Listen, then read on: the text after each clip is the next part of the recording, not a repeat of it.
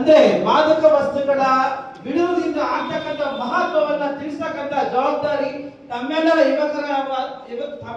ಯುವಕರಾದಂತಹ ತಮ್ಮೆಲ್ಲರ ಬಳಿ ಇದೆ.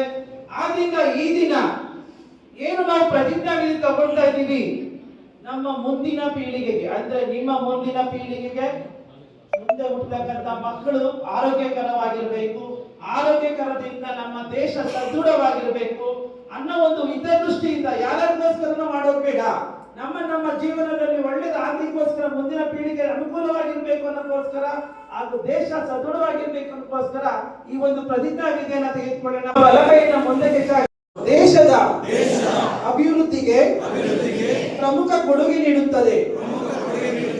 ಆದ್ದರಿಂದ ಗರಿಷ್ಠ ಸಂಖ್ಯೆಯ ಯುವಕರು ಮಾದಕ ದ್ರವ್ಯ ಚಟದಿಂದ ಮುಕ್ತ ಭಾರತ ಅಭಿಯಾನಕ್ಕೆ ಸೇರುವುದು ಬಹಳ ಮುಖ್ಯ. ದೇಶದ